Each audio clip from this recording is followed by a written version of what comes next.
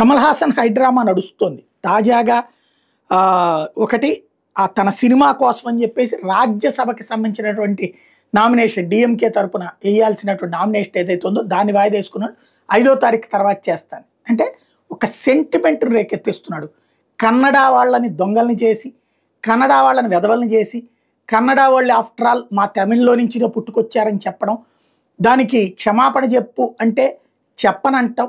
ఇది ఓ రకంగా ఇప్పుడు అందరూ ఏమంటున్నారంటే మణిరత్నం సినిమాలకి ఎప్పుడో అయిపోయింది టైం. ఒకప్పుడు మణిరత్నం రోజాలు నున్ను, లేకపోతే గతంలో పాత సినిమాల సందర్భంలో నాగార్జున సినిమాను అట్లాంటి సందర్భంలో ఉండేది. ఇవాళ రోజున మణిరత్నానికి అంత సీన్ లేదు, అవుట్డేటెడ్. ఒకప్పుడు రామ్ గోపాల్ వర్మ అద్భుతం, ఆయన తీసే ప్రతి సినిమా కూడా. ఆ తర్వాత అవుట్డేటెడ్. ఒకప్పుడు రాఘవేంద్రరావు అద్భుతం, ఇప్పుడు అవుట్డేటెడ్. అట్లాగే అవుట్డేటెడ్ అయిపోయి కానీ తనకి సినిమా ఇప్పుడు సక్సెస్ కావాల్సి ఉంది. ఆల్రెడీ వరుస సక్సెస్లో ఇది కూడా సక్సెస్ అయితే 100 కోట్ల రూపాయలకి తన రెమ్యునరేషన్ పెరుగుతుంది. కానీ ఇది ఫెయిల్ అయ్యేటట్టుంది.